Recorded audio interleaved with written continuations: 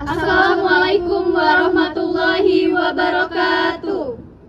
Persiapan yang terbaik untuk hari esok adalah melakukan yang terbaik di hari ini. Maka dari itu, perkenalkan kami dari kelompok 4. Saya Regita Andini Cahyani.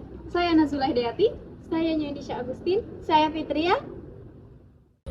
Baiklah, di video kali ini kami dari kelompok 4 ingin membahas mengenai pencemaran udara. Sebelumnya yang terhormat kepada Ibu Herda Sabria Dara Kospa, selaku dosen pengampu mata kuliah Sistem Sumber Daya Alam dan Lingkungan. Materi yang akan kami bahas yaitu mengenai definisi, jenis-jenis, penyebab, dampak, dan pengendalian terkait pencemaran udara. Mungkin itu saja yang dapat kami sampaikan. Selamat menyaksikan videonya. Petugas melakukan pengawasan dan sosialisasi dalam upaya pengendalian pencemaran udara. Ada sejumlah penyakit atau gangguan kesehatan yang disebabkan oleh polusi udara. Guna memperbaiki kualitas udara dan juga mengurangi angka polusi udara, pemerintah merencanakan untuk memodifikasi cuaca. Angka pencemaran di atas 151 dapat menyebabkan gangguan kesehatan bagi setiap orang. Pencemaran udara. Anggota kelompok 4. Definisi pencemaran udara. Pencemaran udara adalah kondisi di mana udara mengandung zat, energi, atau komponen lain dalam jumlah yang dapat membahayakan kesehatan dan keseimbangan lingkungan. Menurut World Health Organization 2021, pencemaran udara merupakan kontaminasi udara luar maupun dalam ruangan oleh agen kimia, fisik, atau biologis yang mengubah sifat alami atmosfer.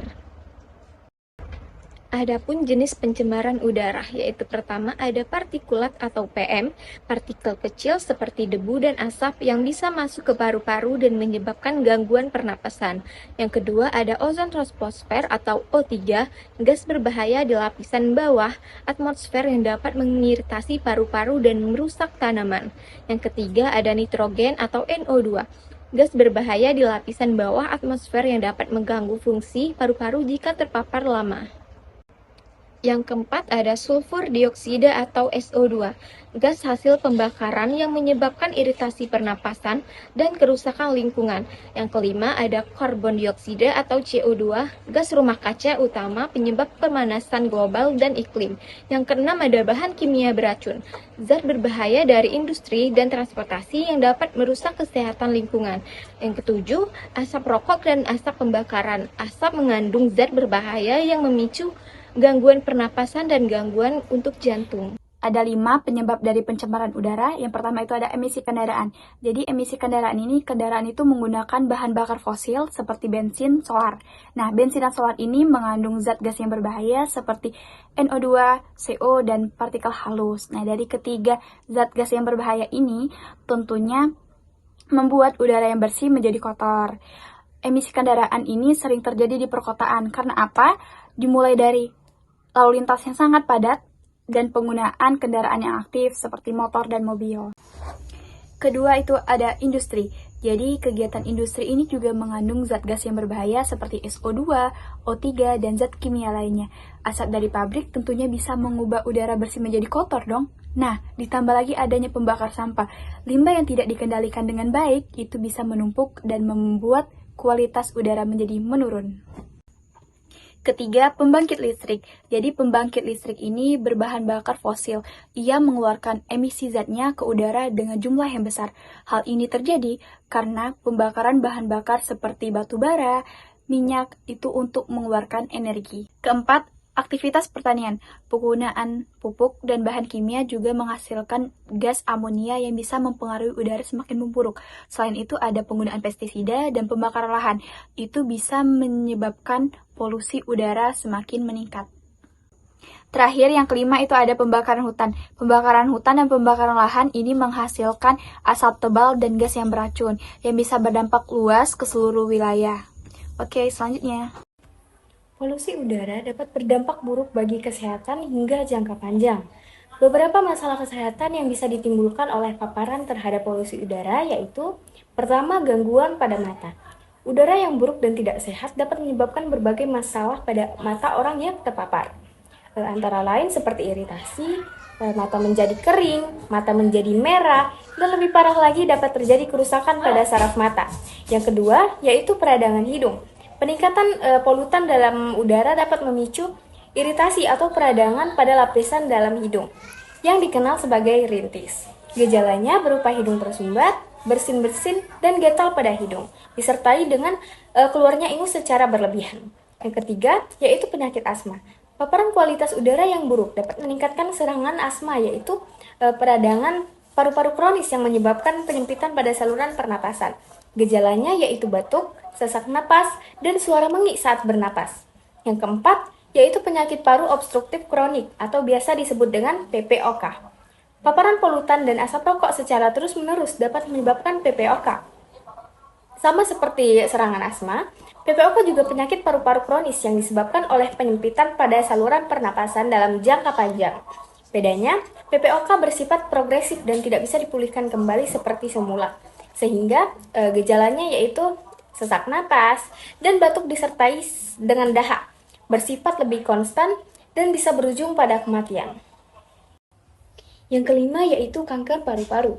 Polusi udara mengandung zat-zat karsinogenik seperti karbon dioksida, partikel ozon, dan asap rokok. Jika terhirup dan terpapar terus-menerus dalam waktu yang lama dapat memicu timbulnya sel-sel kanker pada paru-paru. Yang keenam yaitu penyakit kardiovaskular. Partikel polutan dalam polusi udara yang dihirup dapat masuk ke dalam aliran darah melalui jantung dan paru-paru. Akibatnya, pembuluh darah dapat menjadi lebih keras dan sempit sehingga meningkatkan risiko penyakit jantung dan pembuluh darah. Yang ketujuh, yaitu kanker kulit. Asap, debu, dan polutan dalam polusi udara jika menempel pada kulit dan menyumbat pori-pori dapat menimbulkan masalah pada kulit. Apalagi jika polutan yang mengandung zat-zat berbahaya ini terserap oleh kulit dalam waktu lama, bisa meningkatkan resiko timbulnya kanker kulit. Yang kedelapan yaitu gangguan pada kehamilan. Polutan dalam udara yang buruk dapat menyebabkan peradangan, stres oksidatif, dan mengendap di plasenta janin dalam kandungan. Hal ini mengakibatkan berbagai komplikasi kehamilan, kelahiran prematur, bayi lahir dengan berat badan lahir rendah hingga kematian. Yang kesembilan yaitu gangguan kognitif. Polusi udara dapat berdampak buruk pada otak dan menyebabkan gangguan belajar dan memori, serta meningkatkan resiko demensia. Pengendalian pencemaran udara. Berikut adalah langkah-langkahnya. Yang pertama, ada transportasi ramah lingkungan, bertujuan untuk mengurangi dampak negatif kendaraan terhadap lingkungan, terutama emisi yang menyebabkan polusi udara. Hal ini bisa dilakukan dengan mendorong penggunaan transportasi umum, mobil listrik, dan teknologi bahan bakar alternatif. Selanjutnya ada penghijauan. Penanaman pohon membantu menyerap polutan dan meningkatkan kualitas udara. Dengan adanya tanaman yang dapat membantu mengurangi pencemaran udara dengan menyerap karbon dioksida dan memproduksi oksigen. Penanaman pohon dan tumbuhan di kawasan perkotaan dapat membantu memperbaiki kualitas udara. Selanjutnya, pengurangan dan daur ulang sampah. Sebaiknya hindari pembakaran sampah dan terapkan daur ulang untuk mengurangi polusi. Dengan mencegah kebakaran sampah terbuka dan mengimplementasikan program daur ulang dapat mengurangi emisi pencemaran udara dari limbah. Selanjutnya, pemberlakuan hukum. Dengan adanya peraturan dan sanksi tegas diberlakukan untuk mengendalikan emisi pencemaran, sebaiknya pemerintahan perlu mengeluarkan peraturan dan hukum yang mengatur emisi pencemaran udara dan melakukan sanksi bagi mereka yang melanggarnya. Selanjutnya, teknologi pembersih. Guna teknologi rendah emisi seperti energi terbarukan dan pengelolaan limbah yang ramah lingkungan, mengembangkan dan menerapkan teknologi bersih yang menghasilkan emisi yang lebih sedikit. Ini termasuk teknologi terbarukan, pengelolaan limbah yang efektif, dan teknologi transportasi ramah lingkungan. Selanjutnya ada pendidikan dan kesadaran. Dengan edukasi masyarakat agar lebih peduli dan berperan dalam menjaga kualitas udara, meningkatkan kesadaran masyarakat tentang dampak buruk pencemaran udara, dan cara menguranginya dapat memotivasi individu untuk mengambil tindakan yang lebih baik dan bertanggung jawab. Selanjutnya, monitoring kualitas udara. Pemantauan rutin dilakukan untuk mengetahui tingkat polusi dan sebagian besar pengambilan kebijakan. Dengan adanya pemantauan teratur terhadap kualitas udara, diperlukan untuk mengetahui tingkat pencemaran udara dan dampaknya terhadap lingkungan atau kesehatan manusia. Data ini dapat digunakan sebagai dasar untuk mengambil keputusan pengendalian pencemaran. Selanjutnya, ada monitoring oleh industri. Industri perlu melakukan pengujian dan analisis kualitas udara secara berkala dengan bantuan laboratorium lingkungan. Selanjutnya, yang terakhir adalah kerjasama internasional. Kolaborasi antar negara penting untuk mengatasi pencemaran udara secara global. Pencemaran udara tidak mengenal batas negara. Kerjasama internasional dalam mengatasi masalah ini termasuk pertukaran informasi dan teknologi, dapat membantu mengendalikan pencemaran udara secara global.